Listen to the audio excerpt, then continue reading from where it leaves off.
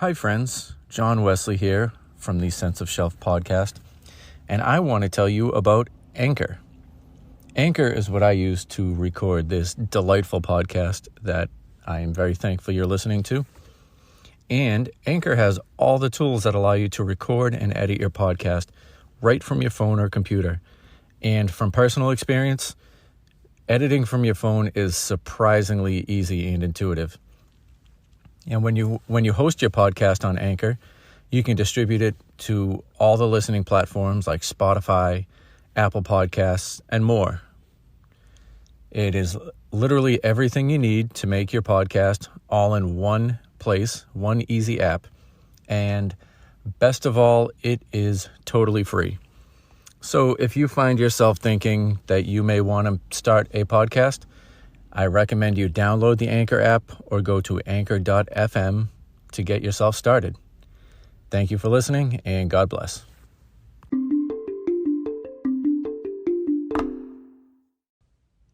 Hello, friends, and welcome to the Sense of Shelf podcast. My name is John Wesley, and I appreciate you joining me. On this episode, I will be talking to my friend Ben Hunt of the Enlightened Podcast, again, about his favorite book, The Lord of the Rings. On the last episode, we were together. We spoke about the Fellowship of the Ring.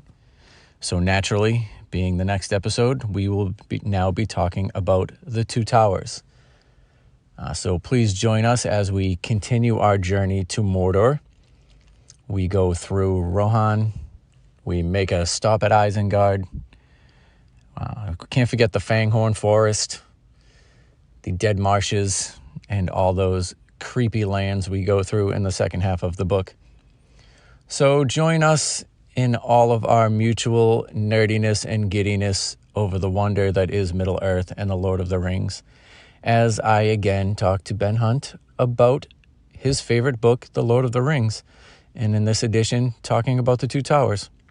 So again, this is the Sense of Shelf podcast. My name is John Wesley, and I greatly appreciate you joining us. I'm joined again by my friend Ben Hunt. If you listened to our last episode together, we spoke about the first Lord of the Rings book, The Fellowship of the Ring. We're here to continue that and talk about now the Two Towers. How are you, Ben? I am delightful, John. I'm happy to be here. I'm having a wonderful, wonderful day. And I am so excited to just hit the ground running with the Two Towers. The sheer disappointment on your face really reminds me of my parents right around report card season. Okay, let me gather myself. I didn't expect that energy. All right. It's because it's something I never displayed at Barnes and Noble. Well, we did, but it was always not related to the job. So yeah, we're going to talk about the Two Towers. So we already talked about the Fellowship. We started our journey to Mordor. We hit Bree, we hit Tom Bombadil, Weathertop, all those, Rivendell. Everyone who's familiar with the story knows where we went. Now we're at the Two Towers.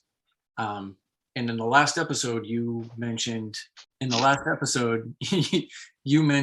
that Fellowship was your favorite, and Fellowship was your favorite book. Two Towers was Return of the King was probably right after that, and then Two Towers. Am I wrong in that? No, that's definitely accurate. I think that applies to everyone because everyone really, Two Towers is the middle child. It's a little uglier than the average one, and it's certainly not as good as the youngest, and not as We're very much attacked right now. always a little spiteful. Always gotta. Okay, a little more on track. I was gonna say, but Two Towers has nothing to do with any of that. Two Towers is very much it's just sandwiched between the beginning and the ending, and no one in any story at any point in time ever goes, you know what I liked? The middle. like everyone's like, oh, the end was perfect or the way it began. It's why like we as writers always start either at the beginning or the end. No one writes in the middle and then writes outwards. That's like you're killing small animals if you're into that. And that's not to say it's not a great book. It's still Lord of the Rings. But what is it? It's is it missing something in particular, or did something happen that made you not care for it as much? Because I personally, I really love the Two Towers book. I think there's a lot of good stuff in it. I absolutely do too. It's not that it lacks something. It's just kind of like you take the middle brownie and then you don't really eat around the edges. Like it's kind of, I don't know. Fellowship has that's a bad analogy.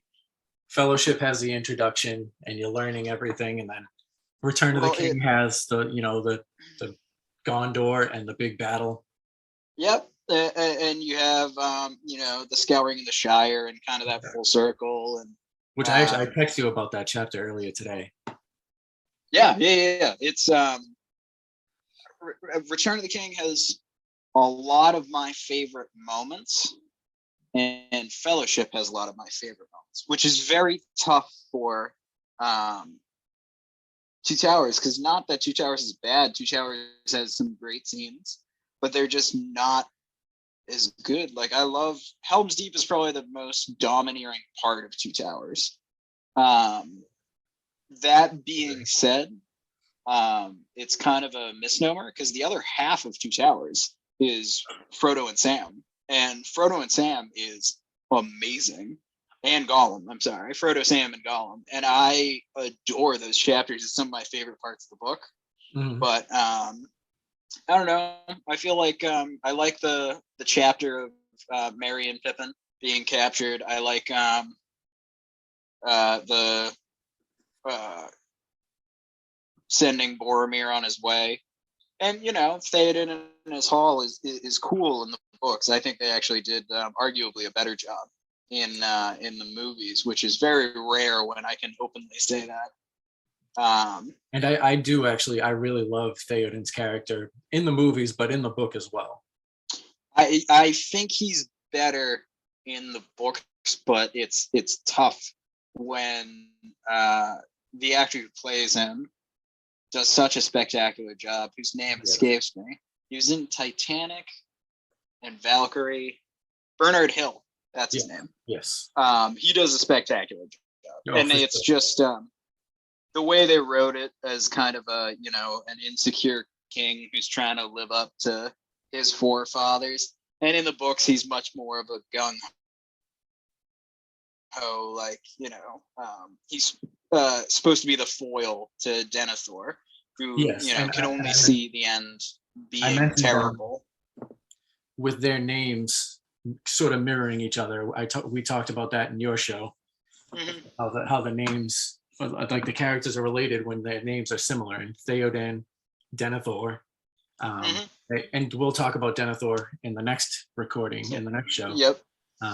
But yeah, they're in similar roles, but they're vastly different. Like Theoden's noble and courageous and kind, and then Denethor's Denethor. And it's the biggest thing is that Denethor doesn't see himself as a servant. He sees himself as like kind of the rightful king. Yes. And Theoden sees himself as more of a servant of the people. On top of Denethor has the Palantir, so he believes that he can see the future, and he already knows the end beyond all doubt.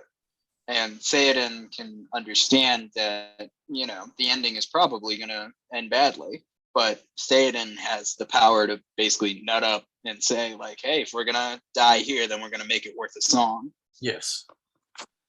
So we meet Theoden. I really like his character. I love I don't want to jump ahead. Let's get back to the beginning. We start going through Rohan. Yep. You mentioned Merry and Pippin's chapter when they're kidnapped by the orcs. Yeah, So, I love going.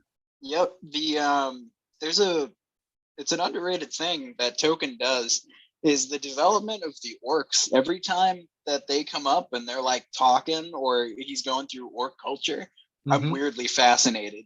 Hmm. And I like the politics of Mordor and Yes, very much. Isengard being played out here. There's a moment actually in the Return of the King book that cracks me up every time I read it with the orcs. They're saying like, "I'm gonna report you," like Yeah, to exactly. our department. Yeah, exactly.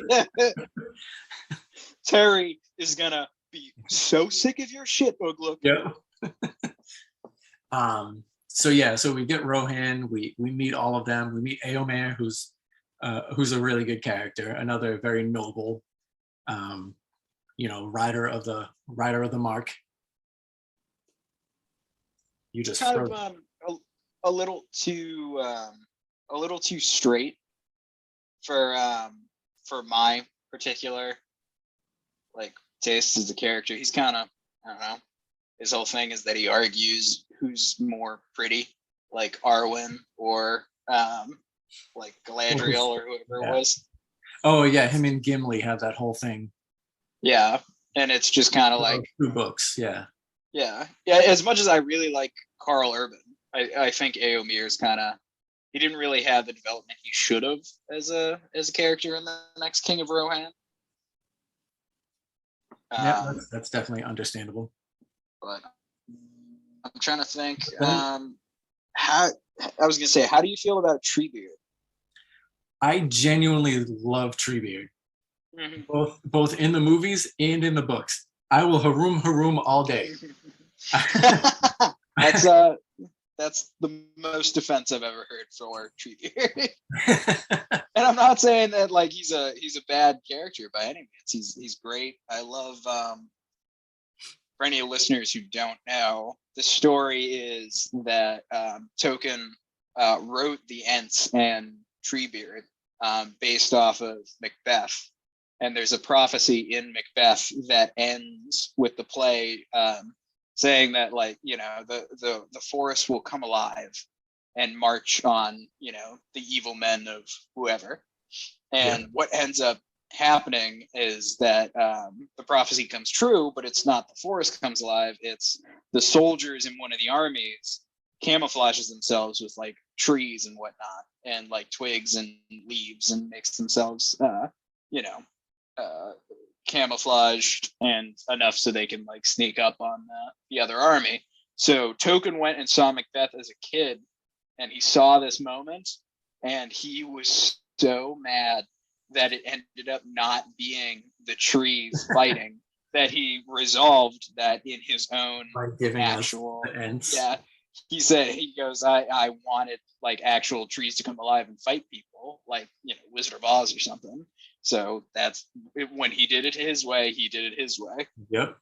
And it's very in line with the world, with Middle Earth. Like Yeah. it's not so strange when you're reading it. But I love Treebeard. I just like his, it kind of goes along with my love for Tom Bombadil, like the people who are one with nature, really. I mean, Treebeard is literally nature.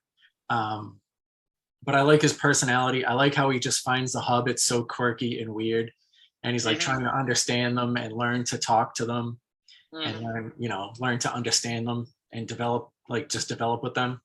And I Mm-hmm. like his all of his appearances throughout the rest of the story, like his whole thing with Isengard. And Saruman. Yep. Yeah, I think he's a little long-winded in the book, where it's like he's played out a little bit longer than he needs to, just because Token just really loved this character so much. But I totally agree with you that I think that if you like Treebeard, there's a 99% chance that like you're a real big Tom Bombadil guy too. Yeah, oh, for sure, yeah, And that's why I'm just kind of like, both of them are yeah, they're good definitely characters, but Bombadil. they're not, now they're not, Yeah, they're not taking it as my favorites. and the Entmoot and that stuff does drag on a little bit. It's like it's chapters. It is. And it just seems to take a long time. I think that was the point. Yeah. Yeah, because it takes them a whole day to say hi. Yeah, exactly. We've just finished saying good morning. Yeah. But I like it. I like it as well because it gives us a lot of Merry and Pippin, who are significantly better in the books. Ooh, I don't know if I'd go that far. Well, I love both. Truth be told. More towards the end of the series, there's a lot more Merry and Pippin. Yeah, I definitely. I was going to say I think Return of the King, Merry and Pippin is probably better. But I'd say, Billy Boyd and Dominic Monaghan did such a spectacular job bringing them to life in Fellowship, where they don't really do a lot in Fellowship, even though they're there a lot of the time, but they don't have a ton by themselves. Yeah, so you get a lot of them with Treebeard, and like how they grow because they drink the water and all that stuff. Yep. But yeah, so I do appreciate the Ents and most of that section. Not all of it, because it does drag on. I love the March of the Ents, and I like Treebeard. I don't necessarily love every scene that he's in. Yeah, that's understandable. Yeah. So we make our way through Fanghorn Forest. We meet Gandalf again. Yeah, I don't know. There's a lot of flack that's come from like George R. R. Martin, who said Gandalf really, like storytelling wise, should have stayed dead. And I don't know. I do agree with him to a point. I disagree with him to a point. So it's kind of tough. It's a little Deus Ex Machina to have Gandalf just kind of magically reappear, but he does it so well. Yeah. In both, like it's pretty interesting in the movie, and it's good in the book too. He's a little too, what's the word I'm looking for? Where like the way he comes back in the books, how he's like he doesn't know he was Gandalf the Grey for a second. It seems. I kind of like that because it makes sense. Because the whole concept is, I strayed out of thought and time, and each day was a life age. Yeah. It's very much like eons have passed, and then he gets sent back, and you think of your mind expanding over 1,000 years, and then you come back, and it's you're trying to remember stuff that happened like in your infancy. Yeah. So I kind of like that he does come back, but it's not like, oh, he's Gandalf the Grey and he's A-okay again.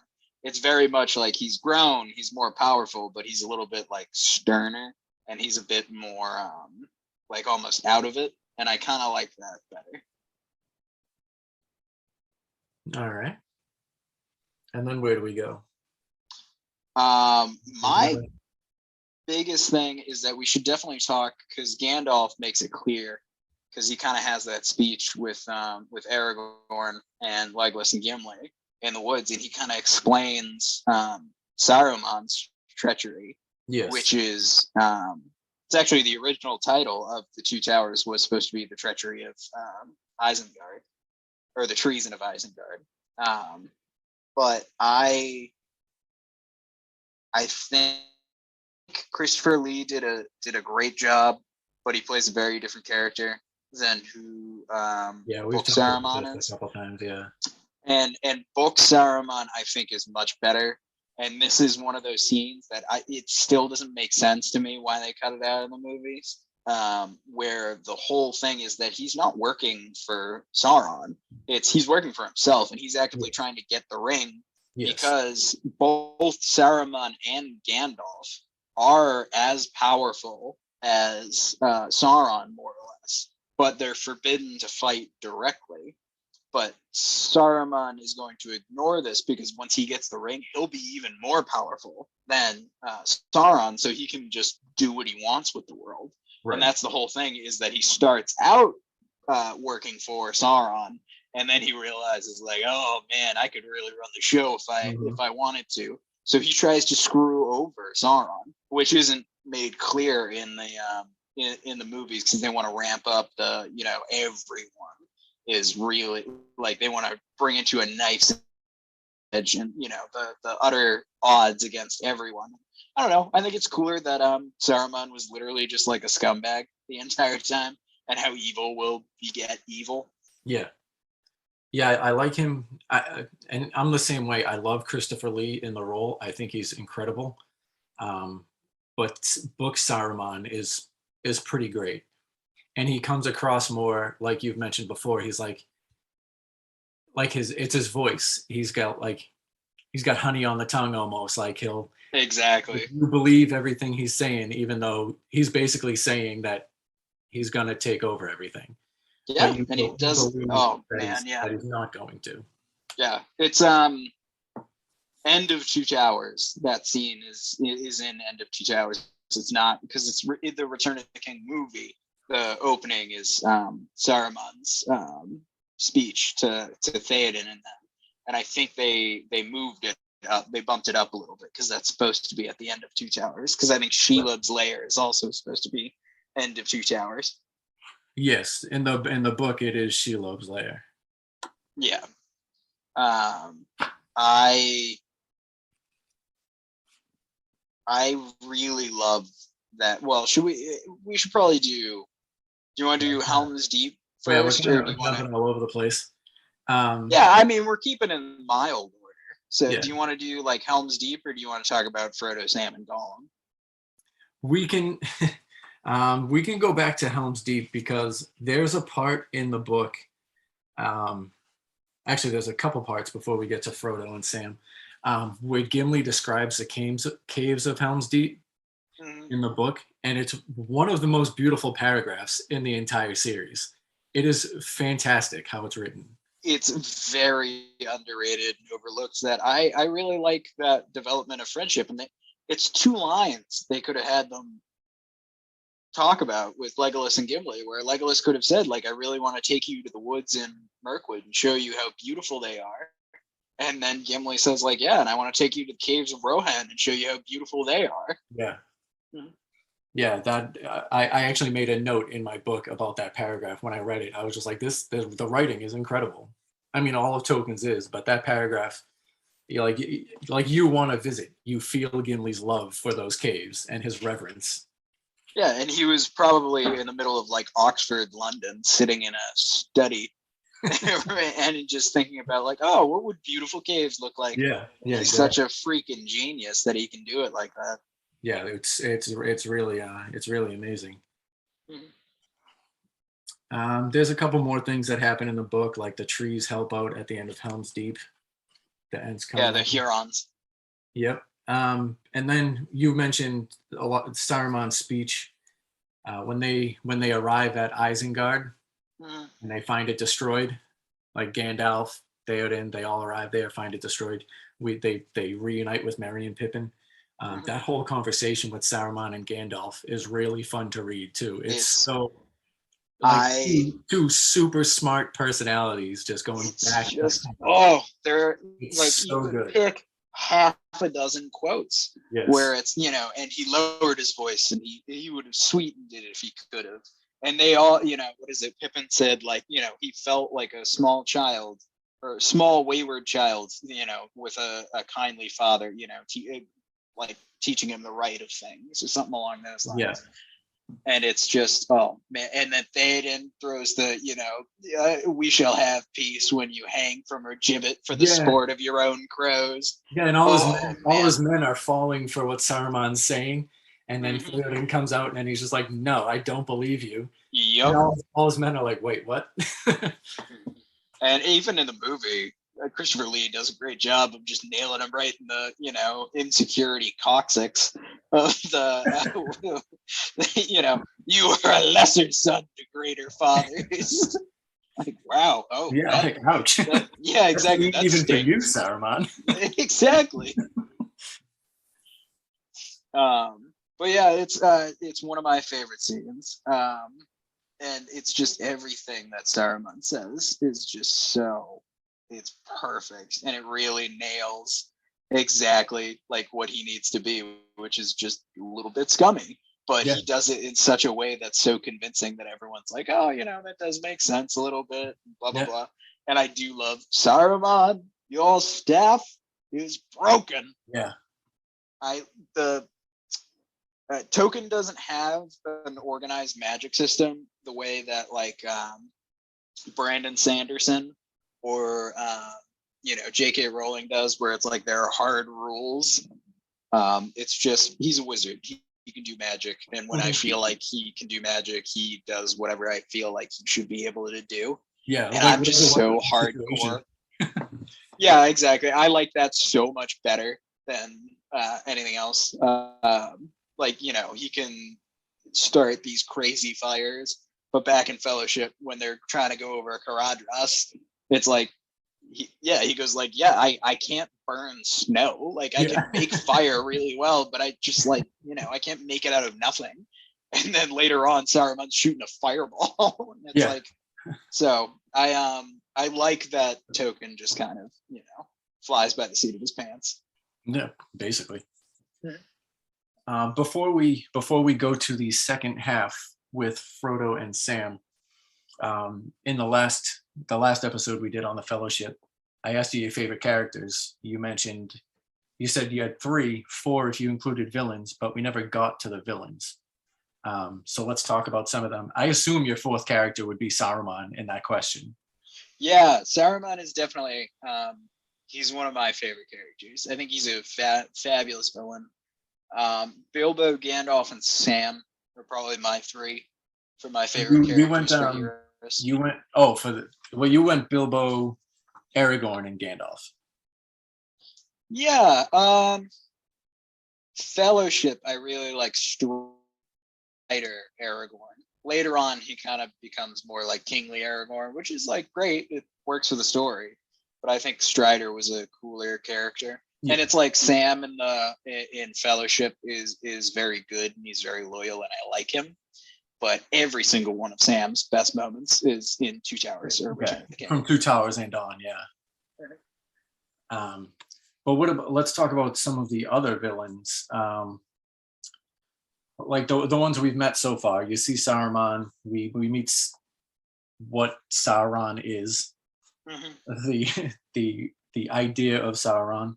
Mm-hmm.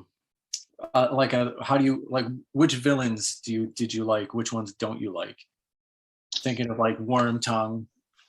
I think Wormtongue's great because he's kind of a villain, kind of not, but he's just a super giant worm, which is perfect.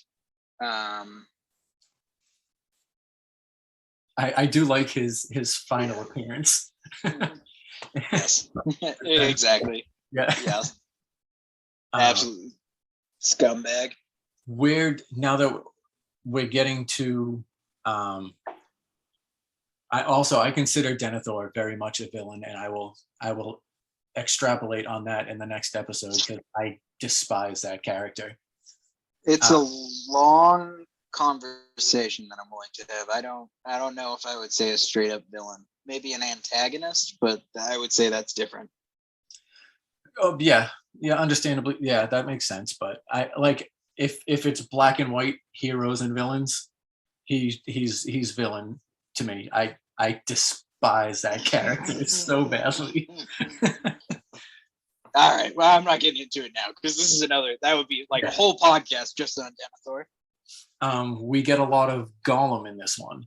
I was gonna say, so I think my favorite character, you really push comes to shove in the entire series, it might be Gollum. I think Gollum is so perfect. He really is he is wildly original.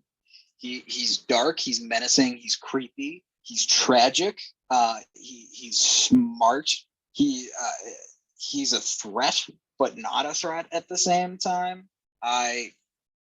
There's every scene that Gollum is in is spectacular. His speaking patterns are great. His descriptions, some of the most beautiful writing Tolkien has ever done is when Gollum actually questions whether he's doing the right thing or not, and when they're on the stairs to Cirith Ungol, and he, if Frodo had awoken in that moment, he would have saw, an aged hobbit who had long outlived his years, or something along those lines.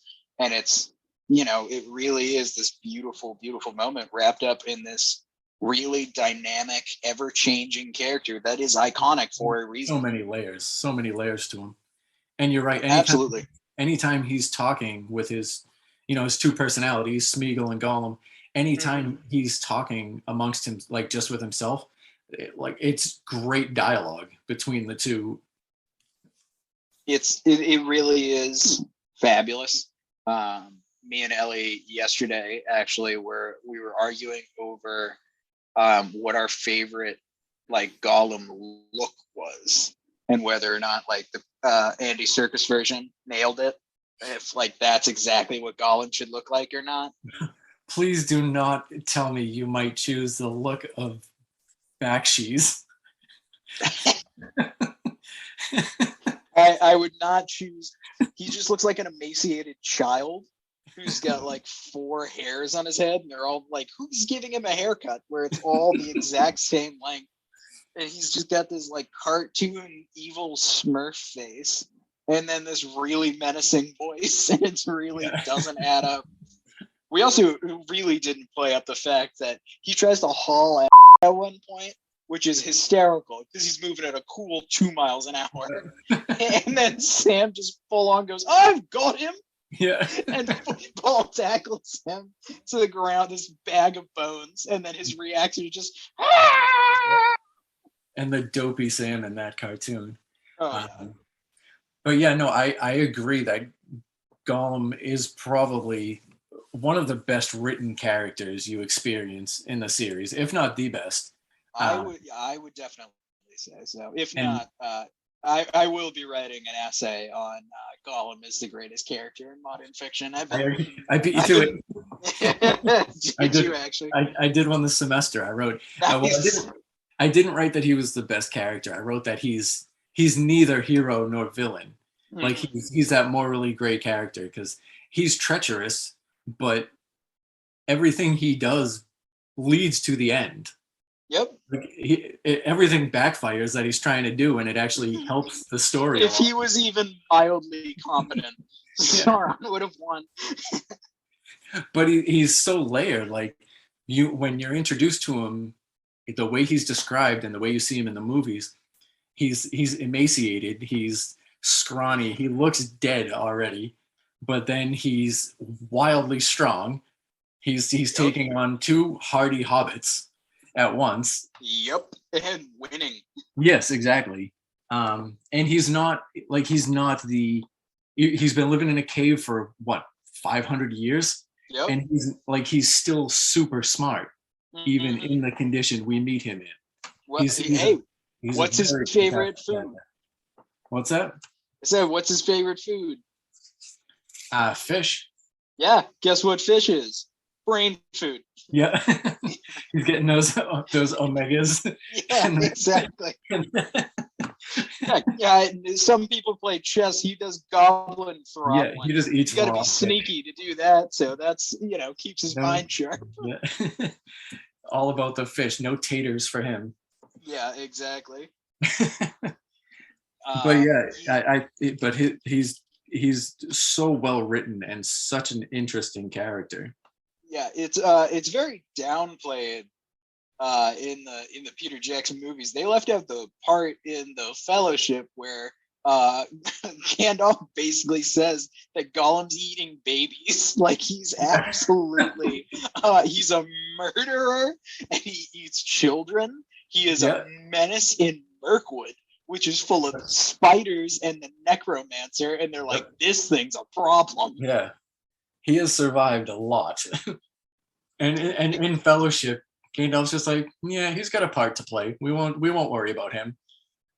He's he outfoxes Gandalf and Aragorn. Yeah. And Aragorn is acknowledged as the greatest hunter in this age. Yeah, when they're going down to Anduin, He keeps getting away. Aragorn says he keeps trying to catch him and keeps failing.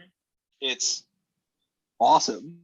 And, it's just, there's so many moments that he has. We didn't talk about it with Fellowship, but, when Gandalf is doing Gollum's whole history and how he had the ring, I mean, first of all, his history is perfect. I think there's a really beautiful description of just a tragic character who had a burden that was simply too much for them. Yeah, where it's like, and everything. Had Smeagol not been caught in this cog of Sauron's machine, Smeagol would have just been like the village ass. He might have at 50 he might have calmed down a little bit and been a nice guy, but instead he gets caught up and as you put, he goes from no murder to yes murder the instant he sees the ring, which is there's a point to be made there. He wasn't exactly great. No, that's a nice ring. Can I see it? And now I killed you. It's well, let's not argue semantics. But in that description that Gandalf goes into for Gollum is he has the line, he leaves his family, and as he's wandering towards the misty mountains to his cave, he says something burned the back of his neck when he was in a pool or fishing in a pool, and then he realized it was the hot sun.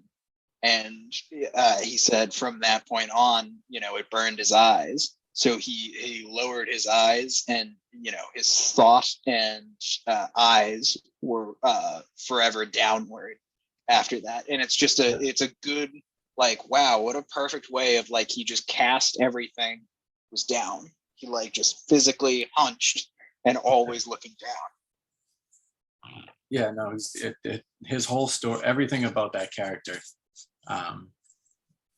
Is probably the best history and everything in the whole book. And when you have a lot of him, it makes the book so much more interesting to read.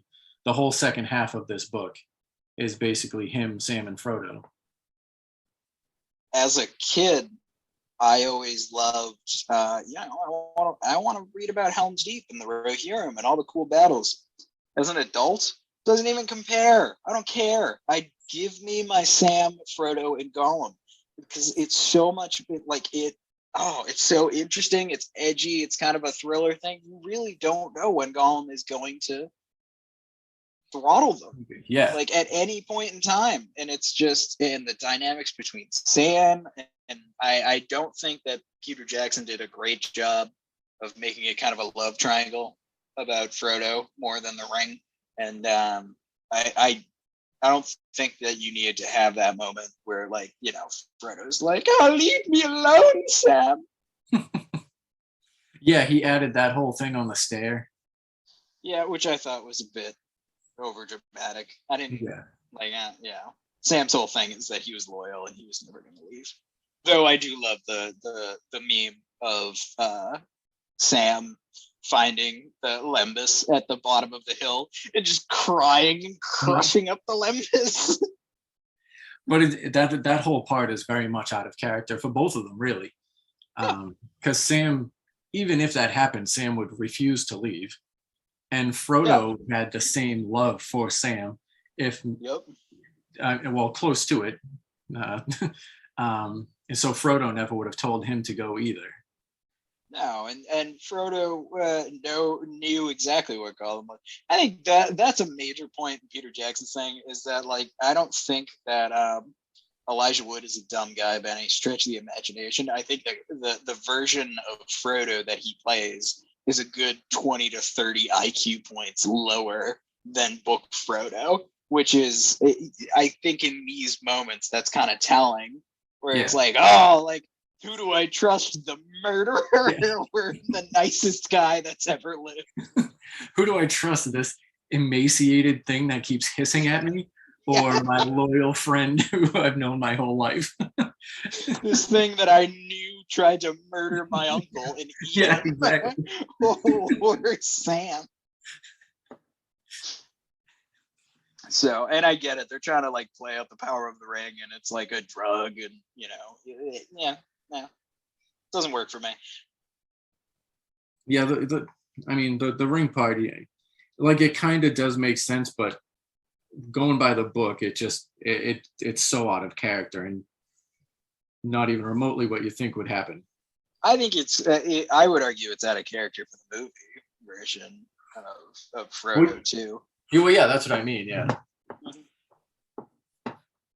So they're on their journey. What do we see with them three? I was going to say we should probably the Dead Marshes. There are a couple of moments in Tolkien's writing that are just, he invents these kind of very original concepts of like setting that I absolutely love. The Shire is obviously iconic. Bree is great. Rivendell is very beautiful. Blah blah blah. All of that pales in comparison to, I love the idea of, it's an abandoned dwarf mine with a devil inside of it, and it's infested with goblins, and they have to try and sneak through because it's the only way. It's just, and it's this, Balin tried to retake it, so it's this old scenes of battles, and what a fabulous setting for any writer to just sit down and write something cool there. I think Dead Marshes falls into that category too, of just, wow, what a creepy thing that you need to get through. Yeah, and you see the dead in the water. I think most of their journey is probably along those lines with like the creepy things they go through. Even before we meet Gollum, where they're like blindly going through fog and climbing down these cliffs and retracing their steps, and it's unsettling. There's something that's just unsettling about it to me. And then they said when we do see Gollum, he's crawling down the face of a cliff upside down, like a spider. Yes. Oh my God! It's I forgot all about that until just now. It's a fabulous introduction in both the book and in the movie. Mm-hmm. I really think that they did it. They nailed it. I just wish, Gollum was a little bit more menacing looking, I think, is where, because they wanted to make him like a little more tragic and a little bit more relatable. So they made him look a little bit more human, or a little bit more Hobbit-like. And I want him to look like a freaking devil creature. And that's, if anyone hasn't seen it, I'll definitely I'll post later. There's a scene that Alan Lee paints of Gollum is about to murder Sam, and Gollum is the most creepy, haunted-looking version of Gollum of all time, and I really like that one. Yeah, one of the copies of the book you have has a pretty creepy Gollum on it too. Oh yeah. He's like Nosferatu. That's the very much so. That's the I have the completed. It's like a 1,200 page Lord of the Rings all in one book, and they have the Alan Lee's illustrations every like 10-15 pages. Yeah, neither like the Peter Jackson one and the Bakshi, I don't think they really nail Gollum at all. I think Peter Serkis's is just more ubiquitous in today. Andy Serkis. Sorry, yeah, Peter Jackson. I don't want you to get angry emails. Yeah, I appreciate that.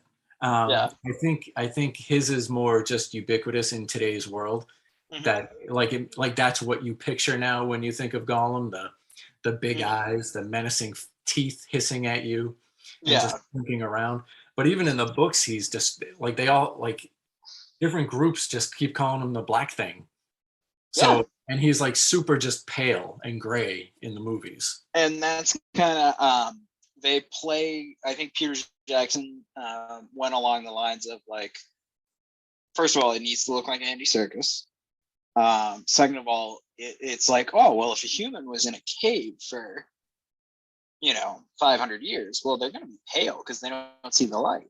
But I'm like, okay, that makes sense to a degree. But I like to think that there is some kind of like almost like venom thing that goes along with the ring kind of twists you and molds you into this creature that you aren't anymore. Yeah, when you've been in possession of it for so long.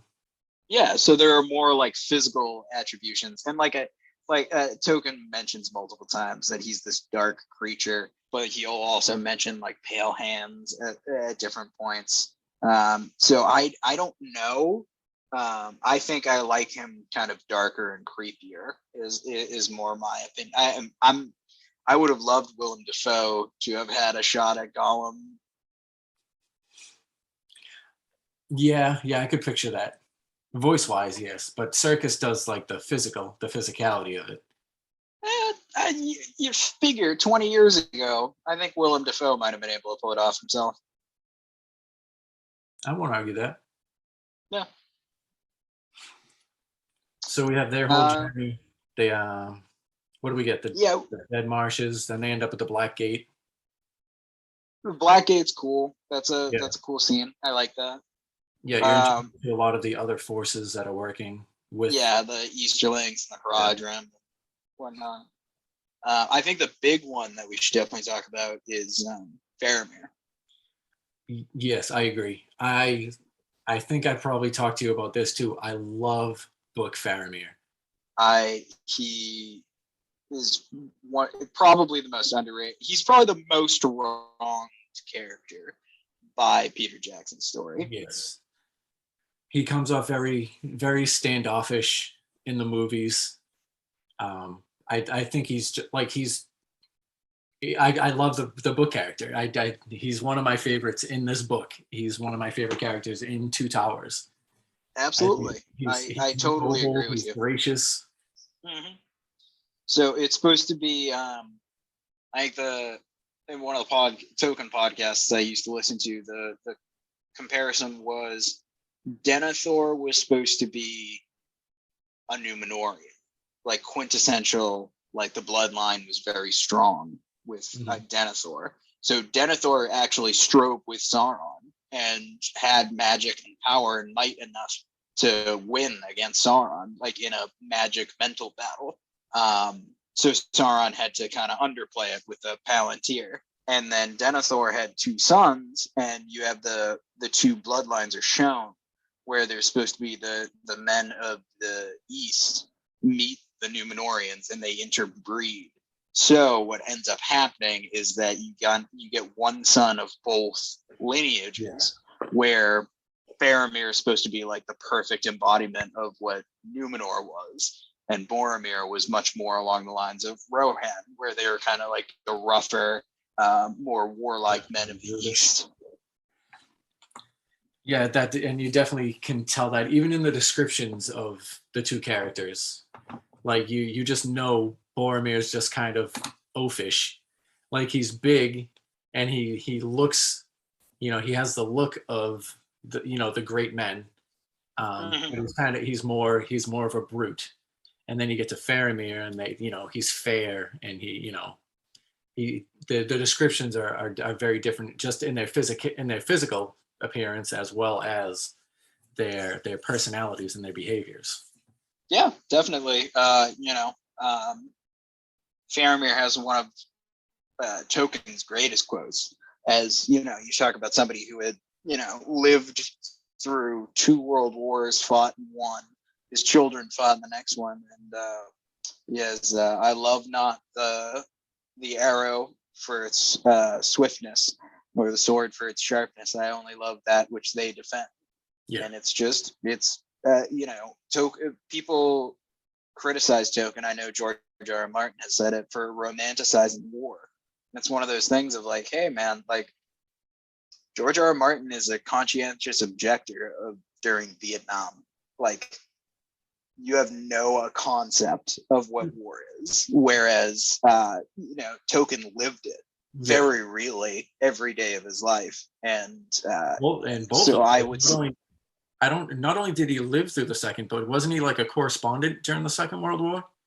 I don't think that he might have been like reporting on the Blitz or something along those lines, but he never saw combat. He was I knew he didn't actually fight, but I knew he was still like on the side. Yeah, I was gonna say I think he would have been in his 50s around the time that Lord of the Rings took off. So he probably would have been late 40s, early 50s during World War II. So I don't think they would have been calling him up. He might have been like a reservist or part of the Home Guard or something along those lines. But I don't think he had any direct interaction in World War II. I know his. I think it was son. Christopher was in North Africa. And let's just take a minute to think of the authors we have that fought in World War One and two. Was it? And some of the literature we have from that. You go from Hemingway to Roald Dahl. Yep. J.D. Salinger. Yep. Churchill in and of himself was he was in World War One and obviously during World War II, and a hell of an author before and after. Yeah, he's prolific in the amount of writing. But yeah, I actually I just had recommended to me. Five came back as it's a documentary series where they're interviewing contemporary successful directors, so like Scorsese and Spielberg, and they're talking about the directors of the Greatest Generation, and there are 5 directors. They go through like John Huston and so on, who actually, funnily enough, John Huston is the voice of the cartoon Gandalf. Yeah. But he was in World War II, and they're going through and talking about how World War II impacted their directing style, which I thought was like, ooh, I need to watch that. That does sound interesting. Yeah. But yeah, the list just goes on and on. I'm looking at some now. Joseph Heller, Norman Mailer. Like we said, Isaac Asimov. Yep. Yep. I like Asimov a lot. Very different. But yeah, getting back to Lord of the Rings. Faramir is easily one of my top favorite book characters in this book. I mean, this is his introduction. This is where we see the most of him. He's kind of just observing through Return of the King. Yes. Yeah. So it's a great introduction. I think it's a good little thing with him and the Rangers in Ithilien. And then from there we go through to Minas Morgul, I think is the next big beat, which I think is a cool description. I like that, like, you know, how terrified Gollum is of the Dark City. And, yeah, he's just trying to scoot right past that. Yeah, exactly, because he knows what they do for fun. Yeah, he's been there. Yeah, exactly. Shire dragons.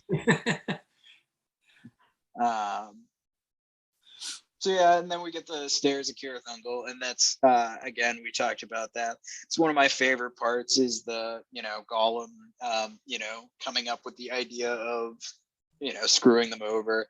I love his fantasies of when he gets the ring and he's like, I will overthrow Sauron, and I will be Gollum the Great. Eat fish fresh from the sea 3 times a day. And it's like this guy could not be the lowest of the low worms. And he has the delusions of grandeur. It's awesome. Yeah. But again, he had, like we've mentioned, he had possession of the ring for 500 some odd years, I think. Yeah. I think between him finding it and Bilbo, I think it was roughly 500. Yep. And he never did a damn thing with it, is my favorite part. No, it just tortured him. I'm like, once I get it back, that's when we'll really be cooking. I literally misplaced it in my home, but when I get it back. Yeah. His home is also like a mud hut on an island in a mountain. I misplaced it in my home where nobody goes. But when I get it, things are going to exactly. Things are really starting to cook for me. You know, I'm really getting this thing off the ground. Gollum's politics. Before we leave Faramir, there was a line we spoke, I forget in which episode, about the insults, like the sneaky insults Tolkien can write. Yes. Yeah, big time. How witty they are. And Faramir, when they're leaving, when he's letting Frodo and Sam part, and he says, "I do not hope to see you again on any other day under this sun." It's like, yes, this was great, but I hope to never see you ever again. Yep, it is. It's another. He's got a couple of great ones. But yeah,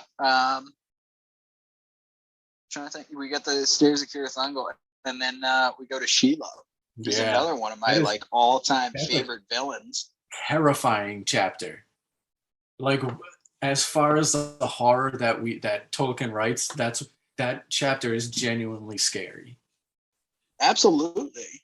I think they do a great job in the movie of it, but they don't have like the true blackness, like the complete blindness that Frodo and Sam have to go through, which obviously it's hard to display that on a movie that screen. whole scene looking like the Battle of Winterfell. Yeah, exactly. But I think it's so much better that Sam kicks Gollum's ass, though he really does, and I love that Gollum's like a good fighter, but he cannot put up with like Sam when he's really bad. Yeah. And Sam's literally like, I've been waiting to do this for so long. And then he like breaks his the staff Amir gives him across his back, and that's when Gollum like yipes and just runs away. That whole fight, that whole chapter is really good, and it's a lot of, and it's a really one of the chances for Sam to shine, both with Gollum and when he's processing what happened to Frodo. Yep. I mean, and the fact that he's the only thing, man, woman, elf, dwarf, that ever harmed Shelob. And it's like a direct child of a pretty badly too. Like, it is terrifying. Yeah, exactly. To the point of where Sauron is like, I'm not messing with her. Like, I'll do tribute because she's a good guard dog. But even Sauron's like, I know what Ungoliant did to you can stay there and eat my people. Yeah, exactly. I'll give you a couple of goblins when I'm bored. Yeah, he felt he was contented knowing no one could sneak into Mordor that way because of her. And Sam, I also love that Gollum doesn't.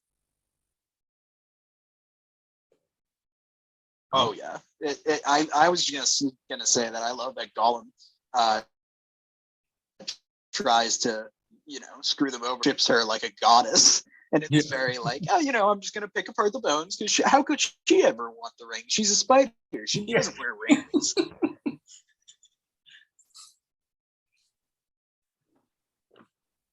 Oh, man. I do. I love that character so much. Yeah, he's fantastic. So much to that character. Absolutely. And then, so we get Frodo. I mean, Sam beats the crap out of everyone. Yep.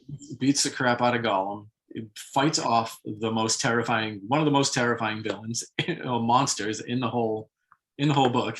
Yeah, exactly. Like Merry has a great moment fighting the Witch King of Angmar, whose power is that he inspires terror through magic, which is haunting. Yeah. But then you have Sam is literally like fighting nightmare fuel. Battling something that Sauron doesn't even want to deal with it's pretty impressive. Absolutely. And then he processes everything that happens with Frodo. We find out what really happens, and then the orcs start to come, and then we get Sam putting on the ring for the first time. I love that the ring has other powers too. I like that. I don't love Peter Jackson's version of every time you put on the ring. Like, you're basically just dropped acid.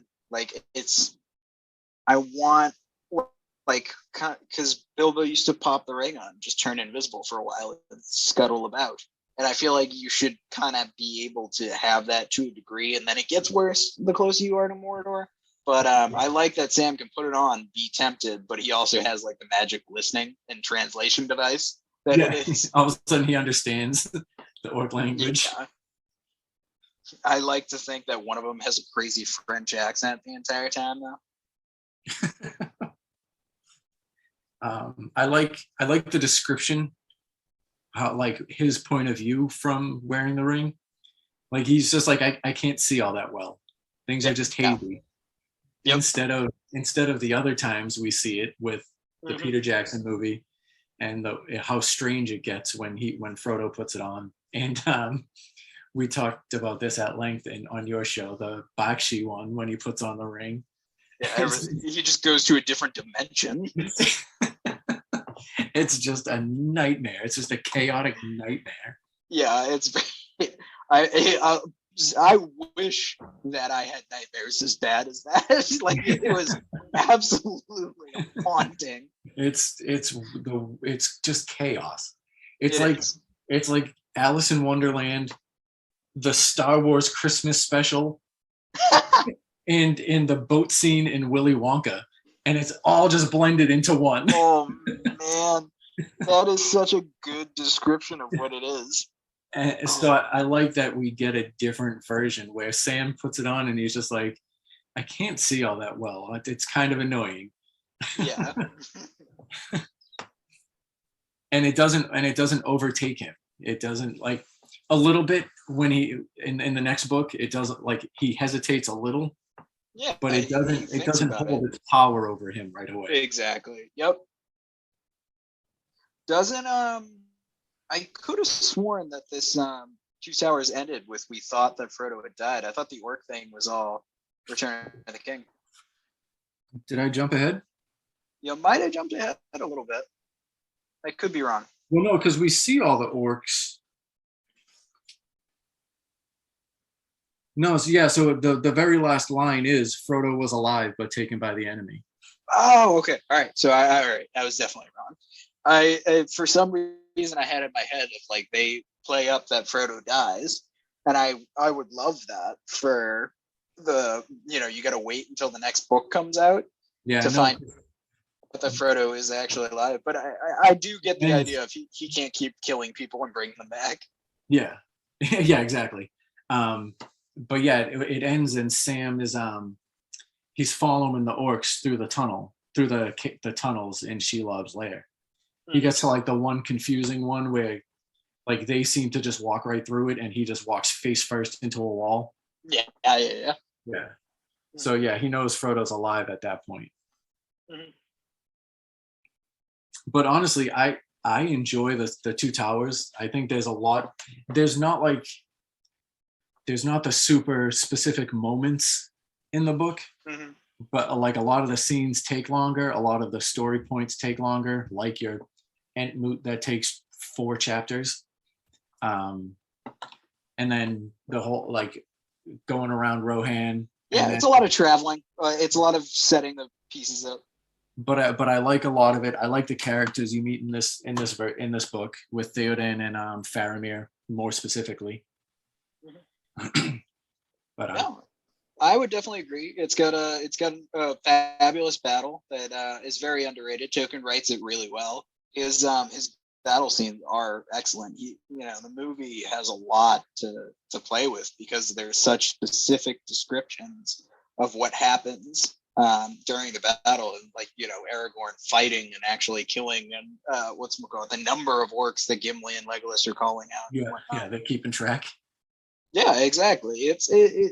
I think that's the only thing that we didn't get into a ton of, but it's something that we kind Peter Jackson movie did so well that I can't really argue. My only beef, and I mentioned this again before with you and Ellie, was Helm's Deep in the book is just fought by the men of Rohan. Yes, yeah. And in the movie, you've got a whole forest of elves that show up, a whole species of elves. and every single one of them Yes, dies. yes. They're Very all conveniently. they're all done for. They're just like the pawns. We talked about this when we discussed the Bakshi version, but I just can't freaking stand the concept that every single Rohirrim dies except for 5 of them, and Gimli doesn't have an escape plan, and it's just I don't love that. It's too convenient to me, and I think it was definitely a thing with Peter Jackson's version. If they try and drive, the odds are so against them, and it's so how miraculous they pulled off another caper. And it's just kind of like, hey, you can just have a close battle and then have like a couple hundred guys live. Like, it's still going to be awesome. For sure. But and that's not like to say I said, I like the movie. I like the Helm's Deep in the movie. There's a lot of it's like the cannonball thing, the gunpowder. I like that. Perfect. And as silly as it is, Legolas snowboarding down the stairs and shooting. Don't care. I love it. I hate all that stupid. It's fun to watch. Hobbit as simple movies, as that. But I love them in Lord of the Rings. Yeah. And then when he gets to the bottom, he kind of just like kick flips it, and it takes one of them out. It's so pointless and it's not in the story, but it's fun to watch. It is. It's ridiculous. That creative, but it's awesome. Yeah. I think my one major issue is that, and it's a thing in the movies constantly, is they are always trying to play up Aragorn as the like the real hero. So I don't like that Theoden is not the one to convince Aragorn. It's Aragorn's the one to convince Theoden. I don't love that Theoden has this moment where he has like a PR shot where he goes down to defend the gate for 10 seconds, gets stabbed in the arm, and it's like, I gotta pull back. Hurry up. And it's like there are guys exactly. There are guys getting their brains smashed in, and they're still fighting through the corpses. You have children throwing rocks. And the king gets a little he gets stabbed in the arm, and she goes like, put them higher. It's like, oh, are you an engineer too? Look, I got hurt. I'm going back to safety. Yeah, exactly. And then, he has this whole crisis of confidence where he's sitting there, soiling himself and doing the whole, what can one man do against such reckless hate? Like, now in the in the books, he has one of my all-time favorite lines, which is, he looks at Aragorn and says, I will not be caught like an old badger in a trap, ride out with me. And that's when Aragorn goes like, oh yeah, like he kind of, goads Aragorn, like, if we're going to make an end, we're going to make an end worth a song. Let's go. Yeah. And that's when Aragorn, decides to charge out with him. And I think that's probably the biggest loss, I'd say, for the movie. But other than that, I love the battle. I think it's spectacular. No, I agree. I think we kind of skipped right over that. I got talking about Gimli's description, and we got sidetracked with that. It happens. But yeah, and to your point about Aragorn not being sure, we touched on that before about how I like in the book that he's a little less sure of himself than the movies. Yeah. He's not like, he doesn't just decide and know he's making the right decision. He's second guessing, and he's not sure of himself, and he thinks he keeps screwing everything up. And that kind of plays up to the whole, like, you're not Isildur himself, you're Isildur's heir, right. Which is a theme that they start and then stutter stop and then start and then stutter stop a bunch of times. Yeah. And there's a lot of conflict between him and Theoden that they make for the sake of conflict. And Theoden is 100% right when Aragorn's like, we're all gonna die. And it's just like, yeah, like, that's not what they need to hear right now, dude. Yeah. What are you, insane? Just roll over and die. Yeah, exactly. All right, so after that little backtrack back to Helm's Deep, I think that's pretty much the book. Was there anything else you could think of to talk about? I can't. No, there We always miss something, so I'm sure there's like Gollum's song in the fishing pool. I feel is a major classic moment, but aside from that, no, I think we covered it pretty thoroughly. Yeah, I would say so. Yeah. Like I said, for me personally, I do thoroughly enjoy this part of the series. I understand your reasons for not enjoying it. Oh no! I thoroughly enjoy I it. shouldn't say I not. enjoy it less than the other two. Yes, Yeah. yeah. To be clear, that's what I meant. I will when we talk about Return of the King, I will explain my reasoning for why I enjoy this one so much, and I'll touch on Return of the King. But last episode we did the trivia. I quizzed you on your Yes. Lord of the Rings, Yes. extensive Lord of the Rings knowledge. So if you're What can I say? What can I say? Oh, bring it on! You got more? I will. Oh, I actually slam have dunk more, this. I have more questions for this one than I did Fellowship. I mean, I think the only one I seriously got stumped on was Tom Bombadil's Elven name, which is one line in the Fellowship. I wrote it down and I don't even know it. Yeah.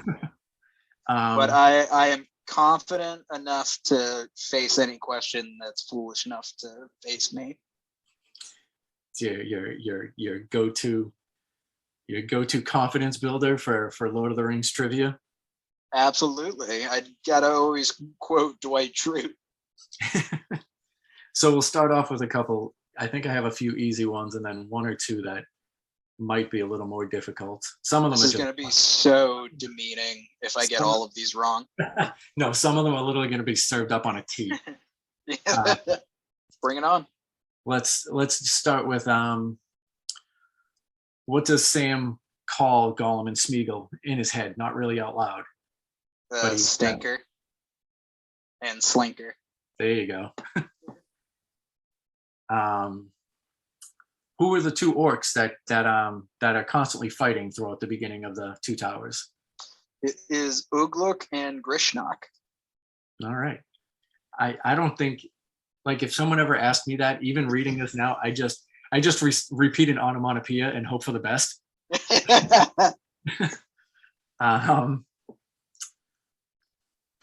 That one's too easy. What causes Pippin and Merry to grow? Why did I even write that? Who's the young Ent that they stay with during the Entmoot? Would that be Quickbeam? Yeah. Well, this one. So I'm sure you're aware how knowledgeable Stephen Colbert is on Lord of the Rings. Of course, yes. He's like known for being so smart. This tripped him up, but I think he was able to answer it. Where is the Entmoot held?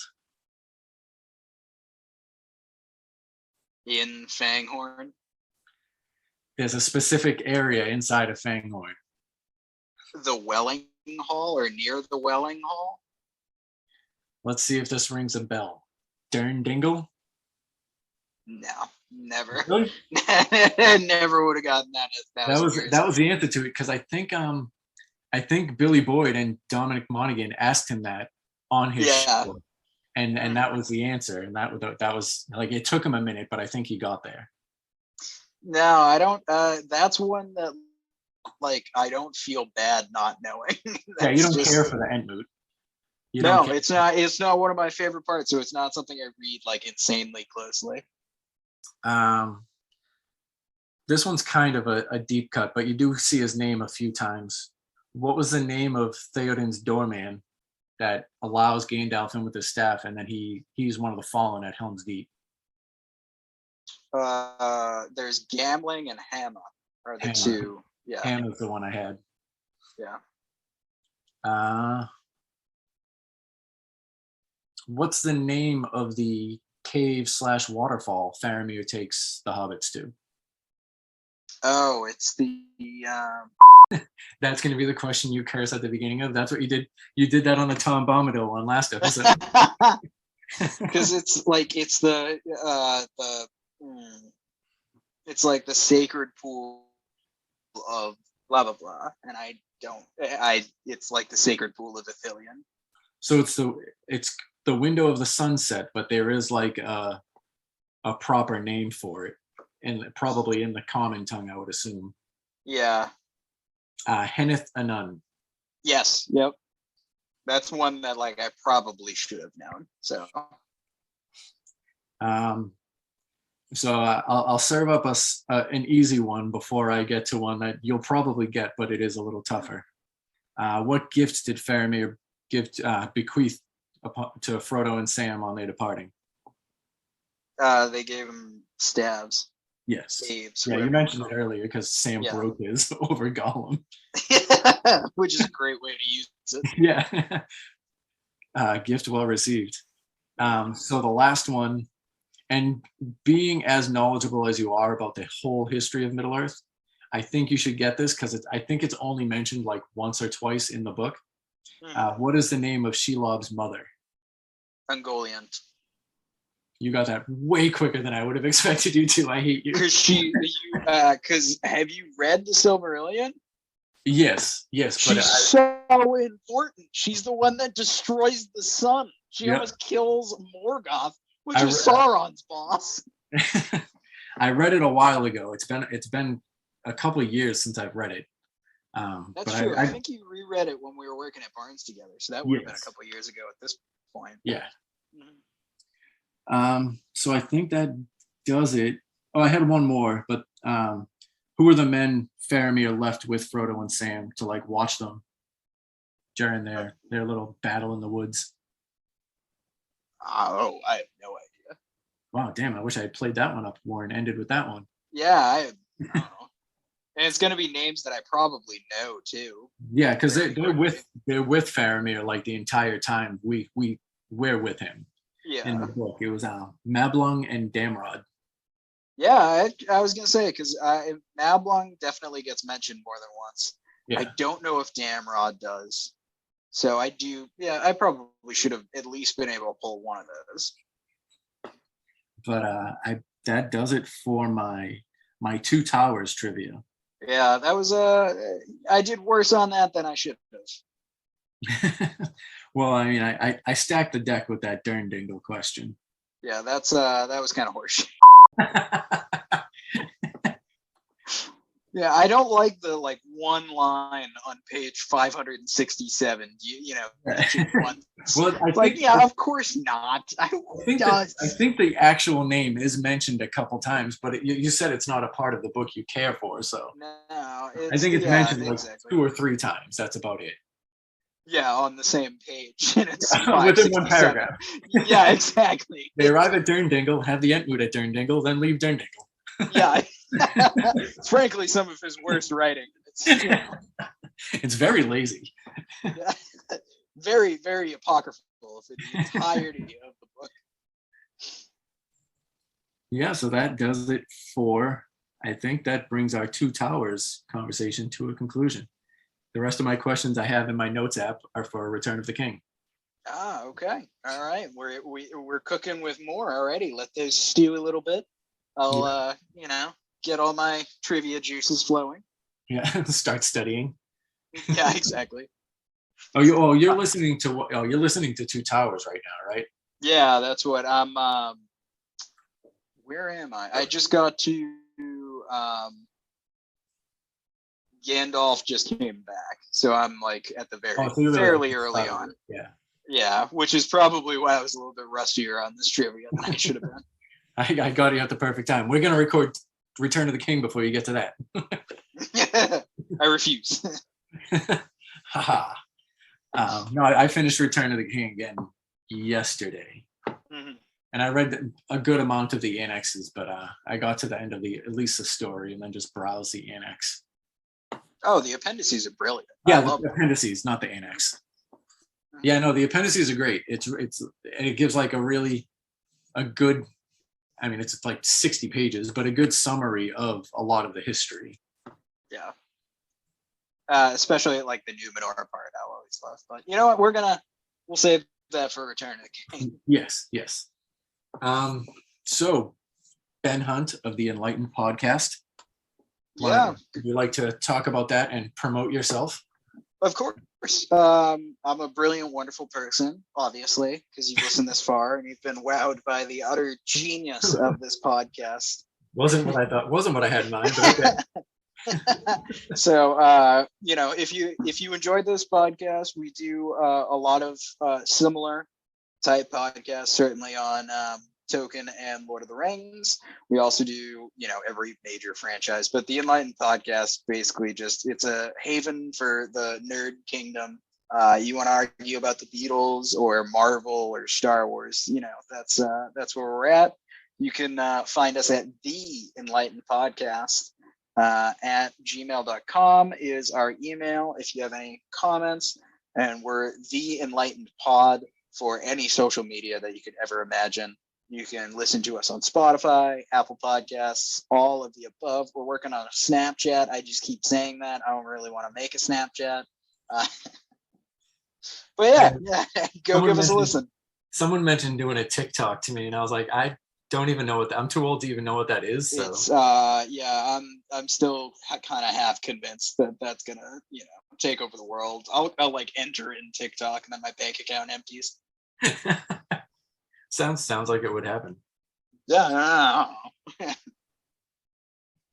All right. Well, I appreciate this again. So everyone go listen to the Enlightened Podcast. We had a very fun episode on the animated Lord of the Rings from 78. Yeah. One of my favorites. Yeah, that was a fun episode. That's definitely a lot to talk about on that movie. Yeah. And we'll have. Thank you for having me. You're welcome. We'll be talking again for the Two Towers. Oh no, we just did the Two Towers. The Return of the King. There you go. We'll be talking for that, and I will join you again for hopefully more Lord of the Rings on your show. And I call dibs on the books. So, and whatever else you want to talk about, our nerdiness lines up in a lot of ways. So it does. happy to join you when I can. And a quick thank you to Chris Galley of Beantown Action Podcasts for helping us out with the recording tonight. I do not want to forget to mention him. I've mentioned him in, I think, every podcast I put up, just like I do you. Hey. Very happy to have good quality audio on at least one of ours. Each one we've done has had its own minor issues, but we'll get there. Minor, major, catatonic. Yeah, no, if people hear major, they're not going to go back and listen. So minor.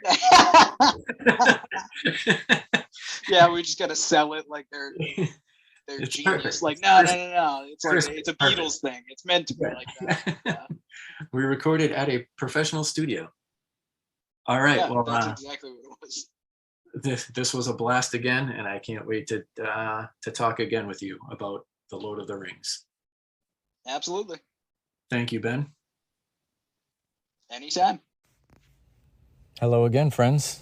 That wraps up the episode of the Sense of Shelf podcast, where I'm speaking to Ben Hunt about the Lord of the Rings, The Two Towers. I really enjoyed that one. At the very beginning, I really had trouble keeping myself together. He came into it with an energy I did not expect, and I ended up backing away from the camera because I was laughing so hard and trying not to get it on mic. But we really enjoyed that conversation. It went longer than our last one. It went longer than the Fellowship, and we had some fun. We did our trivia. We talked about our favorite characters. We both really love Lord of the Rings, so I have a lot of fun doing this. And the next time you hear Ben and I together on this, we will be talking about the last part of the book, The Return of the King. And I'm excited for it. There's a lot that happens in that, if you're familiar with the book. It's a very good one. It's a lot that happens. It's very dramatic. It's very action-packed. So that'll be a lot of fun to talk about when you hear it. So again, listen to the Enlightened Podcast, hosted by my friend Ben Hunt, where he is trying to create a podcast haven for us and our nerdiness. He'll talk about Star Wars, Harry Potter, Marvel, a little of everything. He started the conversation about Tolkien. Him and Ellie had a conversation about Tolkien before we switched over to my show and talked about the book. And you can check out his episode about the 1978 Lord of the Rings cartoon. It's him and Ellie and myself talking about it, and that was a very interesting conversation. But please support him and his podcast. I enjoy it. I enjoy appearing on it, and I enjoy him talking to me on mine. So again, go to the Enlightened Podcast, give him a subscribe, go to his socials, follow, like, do all that stuff. And also do it for my friend Chris Galley and the Beantown Action podcasts. I believe he has a recent episode up of the show they call Distinguished Gentlemen. It is him and 3 of our mutual friends.